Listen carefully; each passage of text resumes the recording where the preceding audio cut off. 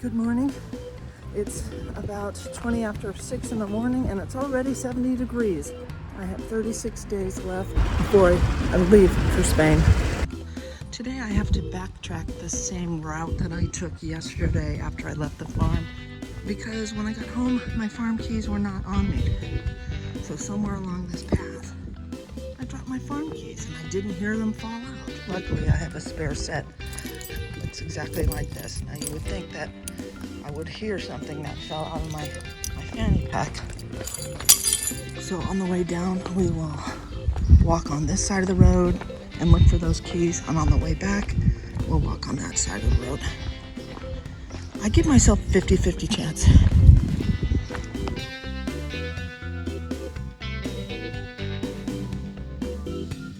I remember I sat down here yesterday because it was just a natural bench. So I'm looking right here for my keys. Ask anyone. I'm very, very protective of my keys. So for them to fall out, not only fall out of my fanny pack, but fall to the ground and I don't hear it, that's just weird.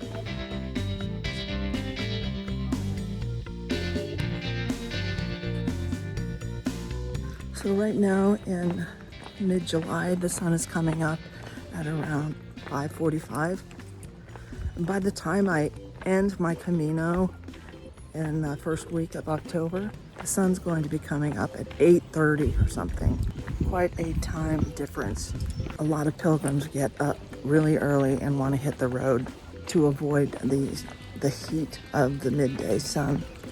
So they get ready in the dark and you hear their zippers and the crunching of their bags, and they also make a red flashlight, which a lot of the pilgrims are starting to use. My friend Anne gave me one, and I'm going to take it on the Camino this year.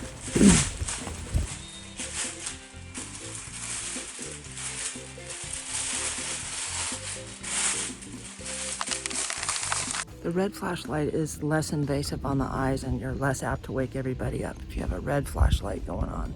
Look at that belly. And as expected, my Tivas arrived in the mail yesterday via Amazon.it, and they're just gorgeous. Okay, we're making our way down to the farm. I guess I'm about halfway there. Definitely remember passing this fig tree. Still looking on the ground the whole way, looking for those keys.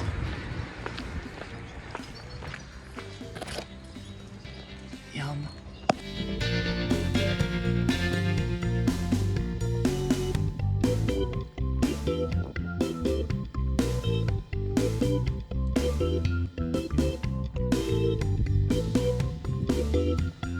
I didn't eat breakfast again. I know, some things you can't teach an old dog, okay? But on the Camino, sometimes you have to walk 2 hours to get your first meal. When you get it, it's so good. The breakfast on the Camino is usually something called a tortilla. And it's eggs and potatoes mixed into this yummy quiche-like pie. And it's so good. And then you have to have the orange juice.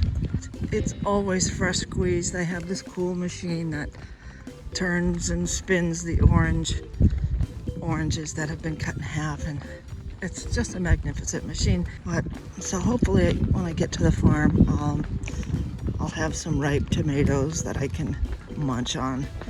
I'll look on the apricot tree and see if I'm lucky enough to get an apricot. Also, there might be a fig or two down there. No luck on finding those keys, however. So when I walk back, I will walk on the other side of the road and look there. Yesterday, when I realized my keys weren't there, I just totally panicked. My buddy Steve and I retraced the steps. We took the car and we retraced my steps. Went all the way down to the farm. And, oh my God. Oh my God. Oh my God. guys, I am not shitting you. Oh, I was just about to say they're probably on the farm, but these fell right here like this, so I didn't hear them really hit the pavement. I'm very, very lucky. I'm very, very lucky. I don't even have words to describe how I'm feeling right now. I'm very, very lucky that I didn't lose those keys. I mean, sure, I could have got a new set, but it would have been a pain. I would have had to go all the way down the valley in the locksmith and get a whole new set made, and that's fine. Just to see them there in the grass, that was really, really cool.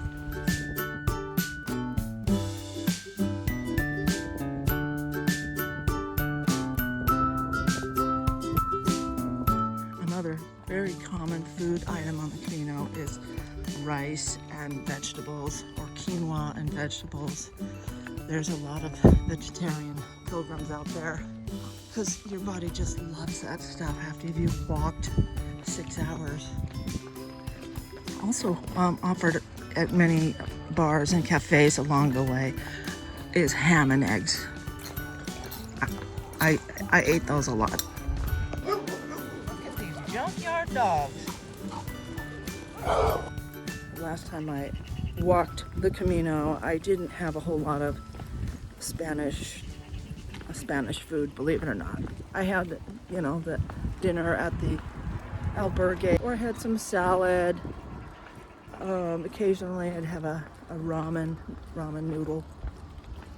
But this time I think when I go, I'm gonna really I really want to try different Spanish cuisine. Made it to the farm. We're just gonna water. I show my friend Beth in California, who apparently is some kind of persimmon savant, that I have my own persimmon tree here. There you go. Look at that.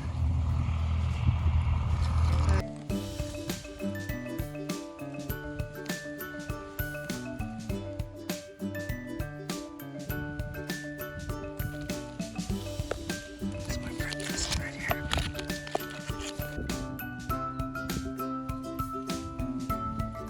So I'm gonna take the shorter or steeper way home now that I found the farm keys. I don't have to go back that long way, but this is all downhill here. And really steep uphill here. I might need a carabiner. I'm hoping to find a juicy fig on this new road up. So cross your fingers because I'm getting hungry.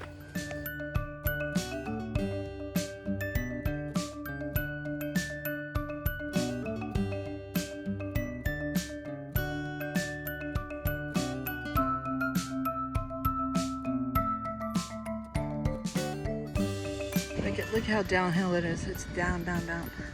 The camera just doesn't give it justice on how steep this is. You can't just train on flat ground. Right after the harvest in September comes the harvest of these babies. I think that's in October.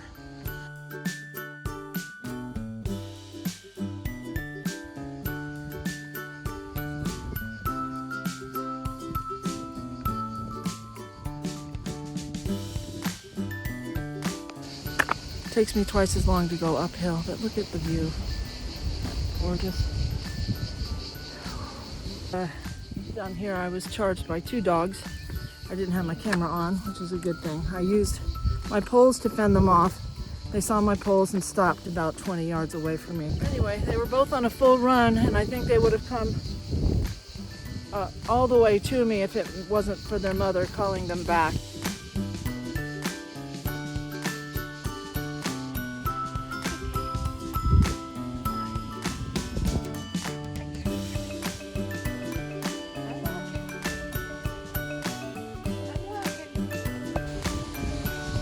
Hear a stream.